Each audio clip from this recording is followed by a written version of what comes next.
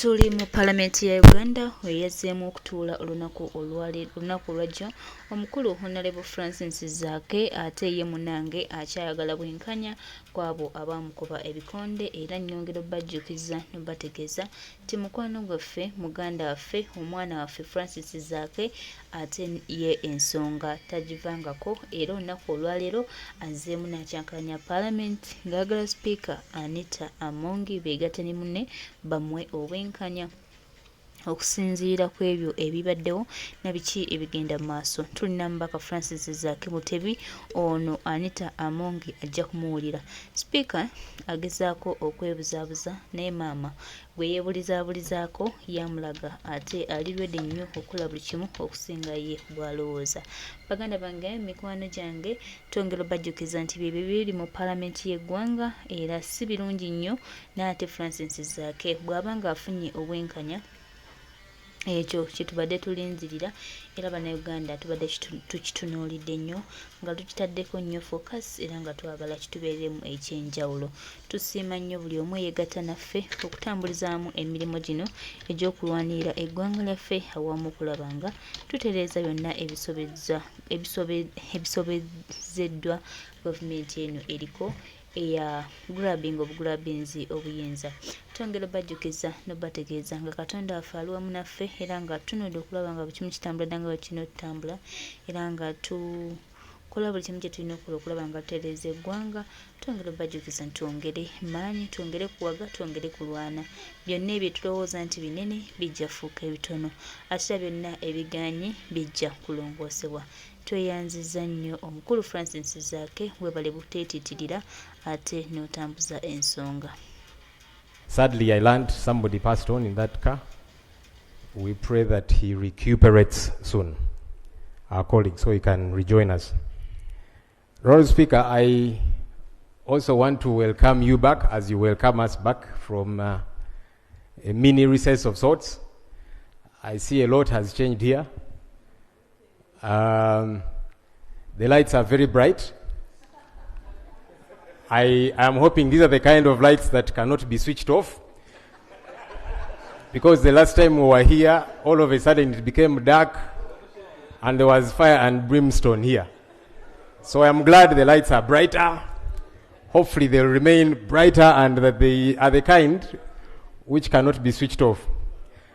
Unfortunately though, Right Honourable Speaker, normally I'm able to see my friend the Prime Minister and we have some chats across.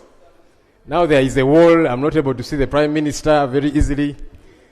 Normally I'm close to the Speaker, now the Speaker has been taken the other side. There's lots of changes which we are trying to get used to, but I'm glad we are back. I also want to welcome back our colleagues, the media, who are part of us as an institution. Rule 31 provides for the fact that the public ought to follow the goings on here because we deliberate here on behalf of the public. And the only way they can follow is when the media is present. Last time they were not. Honourable Speaker, I have two very quick issues for your ruling. They're slightly unrelated, but I'll make them quick. One of those, Right Honourable Speaker, is I'm seeking through your office that government would help us understand something that's seemingly convoluted of late. Ugandans travel within the East African community, and it should be freely anyhow. But government has severally been picking people, especially from Kenya, who have traveled. The first lot went for a training. They were picked and brought back. Most recently, a senior opposition leader in this country, your former leader, Right Honourable Speaker, Dr. Kiza Besigye, was picked from Nairobi, Kenya, by Ugandan security operatives who brought him here, and now he's before the court-martial. Many things confused me, even as a lawyer, that I thought government would probably elucidate on, so that we have a good understanding. Even those of us who are trying to understand the legalities, to know on behalf of the country how this gets to happen, that it can be okay for people to continuously be picked from a neighboring country I had one of the issues they were raising was he was found with a gun in Kenya, and I kept thinking, but jurisdiction-wise, that doesn't work. It should be Kenya to complain. So many questions, and yet the answers are too few. I thought government would help us understand. Has this become the modus operandi? As citizens who normally travel to these other countries? Honorable Lope, as I had already said, there is a statement to that effect coming from Honorable Semujo, and he actually served it to my office. Thank you. I'm glad my colleague, who, by the way, just returned from jail, I'm on procedure, Honorable, and procedure takes precedence, sir. Thank you very much. As I was saying, Honorable Semuju is a victim, so he will have a lot to share with us. But I thought I should throw that out, and my colleague will elucidate. The second issue, which will be the final issue, Right Honorable Speaker, on 6th of November, we were here deliberating on a couple of things for the good of our people. Right Honorable Speaker, I made certain remarks, especially in reference to remarks you had made during the coffee bill discussion, and I said that in my considered view, the remarks which had been made by yourself were tribal, in my considered view.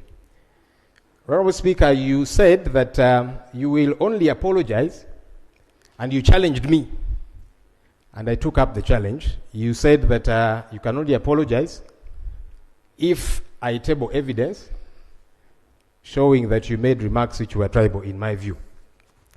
I thought, who am I to be challenged by the Speaker, and I don't follow through. Honorable Speaker, I have carried some evidence which I want to table. You will look at it and examine it. It's both on CD and flash disk, which has got videos. Where is the origin of that? Of remarks that you made. Where is the origin of that? The origin is the national broadcaster, Uganda Broadcasting Corporation. But Honorable Speaker, you will examine them, and you'll give your ruling. My love. Yes, right, Honorable Speaker. Don't go on a fishing expedition. No, I am not. Because when you get what is being broadcasted there, it is not what I have said.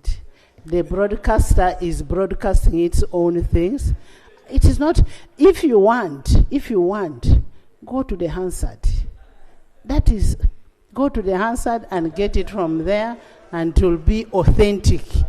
And I can assure you, once you have it and it is authentic, this country has my apology. But most obliged. That's why I said, you see, even in court, we table evidence, and then there can be a ruling on the evidence. So when you asked me for evidence, I have just executed my duty to table it. You're going to examine it, Right Honorable Speaker. Finally, Right Honorable Speaker, Honorable Member, incidentally, that statement of yours that day was expunged from the Hansard because there was nobody to elaborate on it, and you had already left the house. But going back to coffee bill, you've gone back to the coffee bill. Actually, the coffee prices have gone up. Right, Honorable Speaker, as I wrap up, Honorable members, what Honorable Semuju wants to raise, first give him time. Let me just wrap up, and my colleague comes on. I'm just wrapping up, Right Honorable Speaker, with the final issue.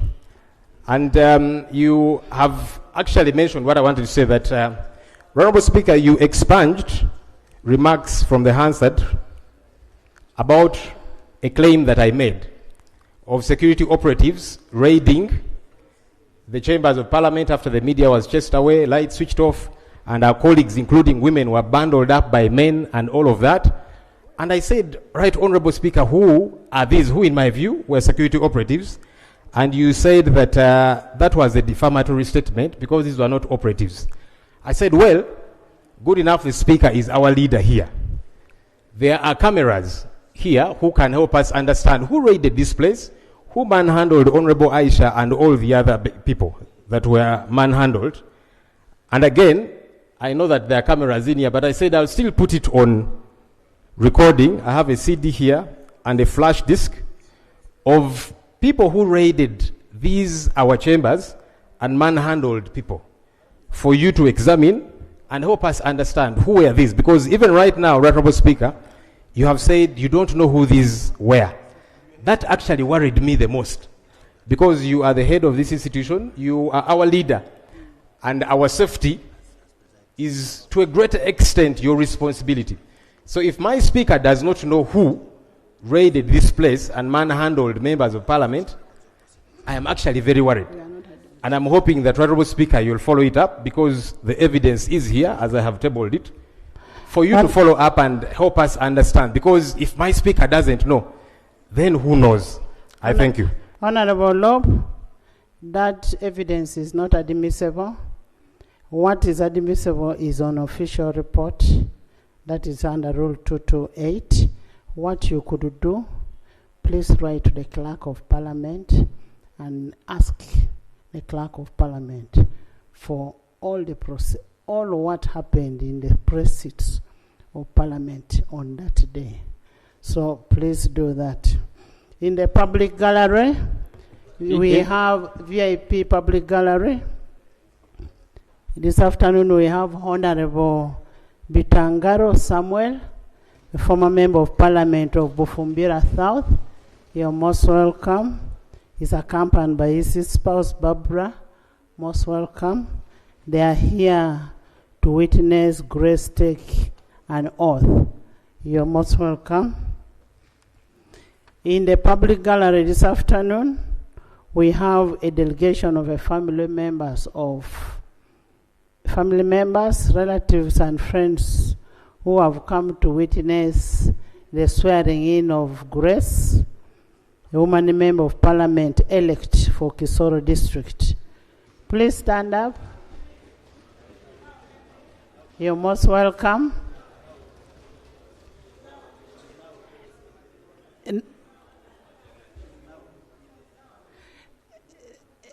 She's now the member of Parliament who was elected for Kisoro, now a member of Parliament. Grace, congratulations, and you're most welcome. Join me in welcoming them. In the public gallery, we have Rukoba United Group from Lower Madi constituency. That is Madiokolo. Madiokolo, you're most welcome. They are represented by Honorable Afidra Olema Ronald, Honorable Kia Joan Aniku, and Honorable Etuka Isaac. You're most welcome, and thank you so much for coming all the way from West Nile. You want to greet your people? Hello. Right Honourable Speaker, it's a great pleasure for me, together with my honourable colleagues, to take this distinguished honor to see my own who made me what I am and who sent me in this house, being present to witness the proceedings of the House being chaired by you. Madam Speaker and honourable members, the group you see here are the group of young men who survive out of young men and women who make ends meet out of cutting tires, used tires, and they make it into different items. And this is how they survive. They pay school fees with, they make their lives ends meet with.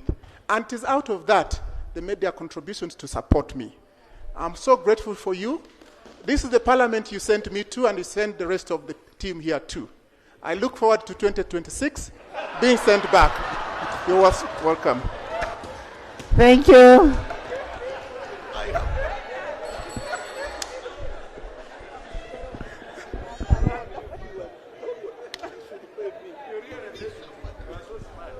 Thank you, Madam Speaker.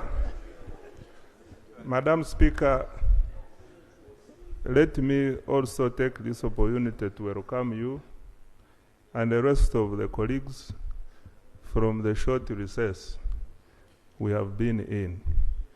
Madam Speaker, in your communication, you have indicated that you would like us to present the budget framework paper at an earliest opportunity. I wish to inform the House that preparations are underway, and from our side, we should be able to lay the budget framework paper on Thursday, 12 December 2024. I thank you. Thank you. Thank you so much.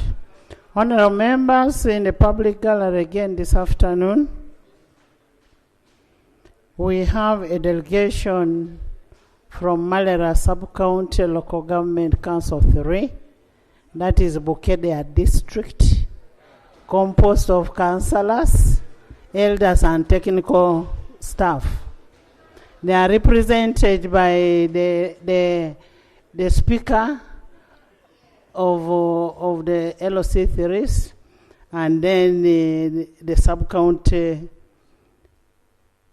deputy speaker, Honorable Lupo Joan.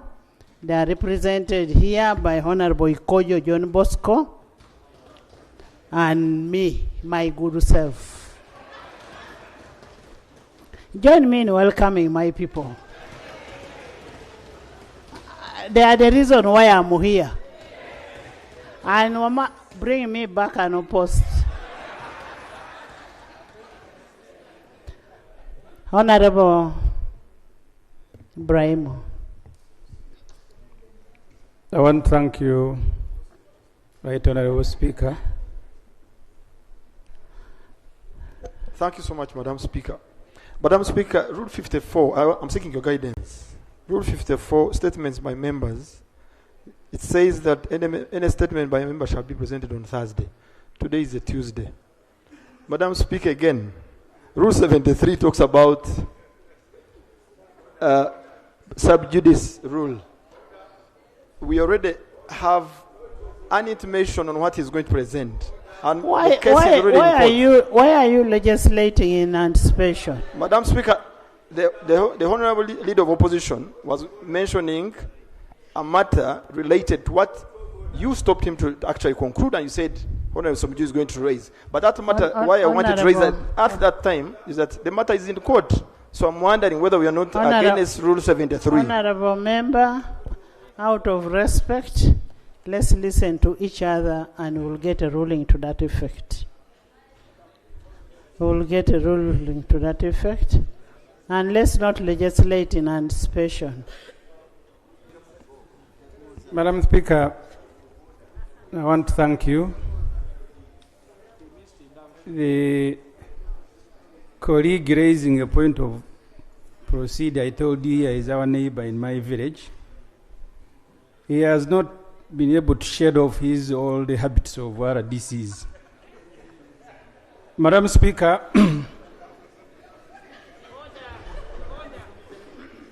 this statement... Give us the statement. This statement, Madam Speaker, on abduction of Dr. Kizza Besigye from Nairobi, Kenya on November 16th, 2024.